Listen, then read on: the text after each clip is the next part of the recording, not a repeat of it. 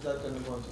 आप देख रहे हैं बिहार लाइव सिटी। मैं दीपक पटेल। अभी मैं उपस्थित शेरपुर पंचायत में हूँ। वहाँ पर क्रांतिकारी नंदन कुमार जी से हम विभिन्न विषयों पर चर्चा करना चाह रहे हैं, क्योंकि कोविड-19 जब से कोविड-19 का अनलॉक का छूट दिया गया है, तभी से मार्केट में यह देखने को मिल रहा है कि ट्रक चालक और ट्रक ओनर काफ़ी परेशान हैं, क्योंकि जो लॉकडाउन के दौरान जो ईएमआई का जो जिन लोगों ने भी गाड़ी ली है और जिनका भी ईएमआई चल रहा है, वो उन सभी को आज भी ईएमआई देने के लिए दबाव बनाया जा रहा है। उस विषय पर हम चाह रहे हैं कि आखिर क्या आप सरकार और प्रशासन को मैसेज देना चाहते हैं। नमस्कार, पहले तो आपके चैनल को बहुत बहुत धन्यवाद और आपके जितने भी व्यूअर हैं उन सबों को नमस्कार, धन्यवाद जो आपके चैनल से जुड़े हुए हैं। सबसे पहली बात हम कहना चाह रहे हैं कि सरकार, जब हमने गाड़ी ख़रीदा था 2018 में और 2017 में जब हम लोगों ने गाड़ी ख़रीदा था, तो ये रजिस्ट्रेशन में कहीं नहीं लिखा हुआ था कि आपको गिट्टी बालू कैरी नहीं करना है, मिनरल्स नहीं ले जाने हैं, मुर्गी दाना नहीं ले जाना है, या फिर जो भी हेवी व्हीकल हम लोग रखे हैं उसको नहीं सपोर्ट में यूज़ करना है। 16/12/2020 को एक तुगलकी कानून बनाया गया नीतीश कुमार जी के द्वारा, जो माननीय मुख्यमंत्री जी हैं हमारे बिहार के वर्तमान की सरकार। बहुत सारे ऑनर जो हैं सो जातीय व्यवस्था से जुड़े हुए हैं और कोई मोदी जी को फॉलो कर रहे हैं, कोई नीतीश जी को फॉलो कर रहे हैं। और ये जो ट्रक व्यवसाय है ये 4 जातियों का है। एक सवर्ण जाति इसमें जुड़े हुए हैं, एक ओबीसी में यादव जाति के लोग जुड़े हुए हैं, और जातीय भेदभाव की जो मतलब इच्छा उनके अंदर रहती है। इस कारण से 16/12/2020 को इन्होंने ट्रक के गिट्टी बालू का परिचालन को कंप्लीट बंद कर दिया गया। ओवरलोड के कह करके ओवरलोड सरकार के ही 38 डीटीओ, 38 एमबीआई, 38 मोबाइल और जितने भी प्रशासन है, ये सब लोग मिली जुली व्यवस्था से ओवरलोड की काम किया जा रहा है। खैर, इस पे हम लोग नहीं अभी बढ़ते हुए व्यवस्था में जो हम लोग जूझ रहे हैं, 9 करोड़ समथिंग टन हम लोग गिट्टी बालू कैरी करते थे पिछले, जब गिट्टी बालू चालू था। लेकिन इस तरीके से जो परेशानी हो रही है, न बिहार में कोई बड़ी इंडस्ट्री है जिससे कि हमारी गाड़ियाँ चल सकती। बहुत सारे लोग पलायन कर गए, कोई दिल्ली चले गए, कोई बॉम्बे चले गए, कोई पटना चले गए, मतलब अलग अलग राज्यों में वो जा कर के काम कर रहे हैं। हमारा कहना है कि इस तरीके से पलायन करने से अगर राजस्व भी, बिहार सरकार का राजस्व भी घटता जा रहा है। जो 2018 में, जो 2019 में जो सरकार को डीजल पे टैक्सेस आते थे, उस अनुपात अभी 2021 में, 2020 में तो गाड़ियाँ बंदी थी, 2021 में जैसे ही कोविड-19 ख़त्म हुआ, जिस तरीके से गाड़ी को थोड़ा फ्लो हुआ कि माननीय नीतीश कुमार जी ने गाड़ियों को बंद कर दिया। और डीजल का जो रेवेन्यू पिछले 8 महीनों से जो सरकार को आना था 400 करोड़ रुपया, वो नहीं आ रहा है। अगर 1 लीटर डीजल खरीदते हैं तो 30% सरकार को हम लोग देते थे। ये जो लाखों, 4 लाख समथिंग गाड़ियाँ, जो व्हीकल 14 चक्का, 18 चक्का, 22 चक्का गाड़ियाँ जो बिहार सरकार ने मतलब कंपनी द्वारा, महिंद्रा, टाटा, लीलैंड द्वारा बेचा गया और बिहार सरकार द्वारा रजिस्टर्ड किया गया, डीटीओ द्वारा रजिस्टर्ड किया गया कि इसमें कोई मतलब उसमें कोई रोकथाम नहीं है कि आप गिट्टी बालू नहीं कैरी कर सकते हैं।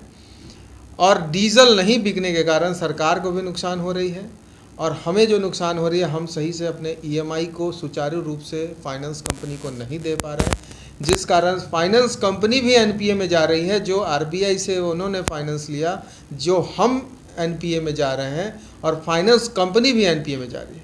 इसके कारण हम यही कहना चाह रहे हैं, सरकार से भी निवेदन करते हैं, और कुछ हमारे अधिकारी लोग हाई कोर्ट भी गए हुए हैं, कुछ सुप्रीम कोर्ट भी गए हैं, और सभी लोग लगे हुए हैं कि किसी तरीके से इस बड़ी समस्या, इस विषम समस्या को ख़त्म किया जाए, जिससे कि बिहार की जो जनता है, जो महंगाई से बालू और गिट्टी महंगे दामों में ख़रीद रही है, उनको कुछ रिलीफ मिले। क्योंकि जब तक ये ख़त्म नहीं होगा, जब तक ये चालू नहीं होगा, तब तक आम जनता इसी तरीके से पिसते रहेगी। और जातीय समीकरण, जातीय भेदभाव जो हमारे माननीय नीतीश कुमार जी के अंदर है, इसको भी ख़त्म करने की ज़रूरत है, क्योंकि जब तक कोई भी स्टेट का मुख्यमंत्री जातीय भेदभाव से काम नहीं करते, उनका एक ही मोटो रहता है, एक ही विज़न रहता है कि हमारे क्षेत्र का विकास हो, हमारे स्टेट का विकास हो, हमारे स्टेट का इतना विकास हो कि हमारे लोग यहीं रह कर के काम करें। एक तरफ मोदी जी कहते हैं आत्मनिर्भर बनने के लिए, तो सभी लोग बिहार के जितने भी युवा साथी, जो भी कुछ लोग हैं जो ट्रक खरीदे 14 चक्का 18 चक्का, एक 14 चक्का खरीदने में 40 लाख रुपया इन्वेस्टमेंट किया जाता है और कंटिन्यू धीरे धीरे 4 साल में उसका EMI बनता है, 70,000 से 80,000 का EMI होता है। लेकिन सब विस्फोट हो गया। मतलब समझिए कि एक तुगलकी कानून के कारण, एक नीतीश कुमार जी के इस आदेश के कारण पूरे बिहार में जितने गाड़ी मालिक हैं वो रोड पे आने के लिए खड़े हो गए हैं। सबकी स्थिति इतनी खराब हो गई है जिसका मैं बयान नहीं कर सकता हूँ, बता नहीं सकता। जिस तरह से डीजल में बढ़ोतरी आए दिन होता रहता है, क्या उस हिसाब से अभी भाड़े में कोई बढ़ोतरी हो पाई है? और सबसे बड़ी बात है कि जो माननीय वर्तमान सरकार, जो भारत की सरकार है, जो हमारी सरकार है, जिसको हम लोग ने चुना, जिसको हमारे सभी लोग ने मिल करके चुना है, और जो डीज़ल की जो बढ़ती कीमत है, अभी 98 रुपये का बिहार में डीज़ल है।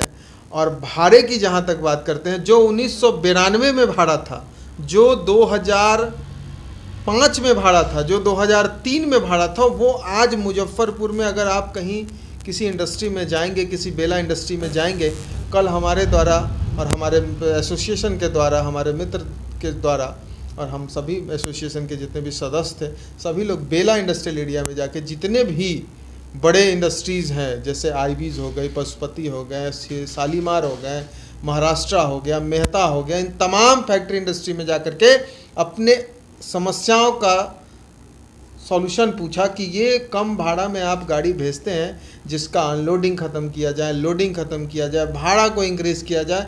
कि जिस तरीके से डीजल बढ़ता जा रहा है, अभी 100 रुपीज़ लीटर हो गया है, 98 हो गया, 97 हो गया, जिस कारण से हम लोगों को न गाड़ी का EMI निकल पा रहा है, न हमारा कुछ व्यवस्था खड़ा हो पा रहा है।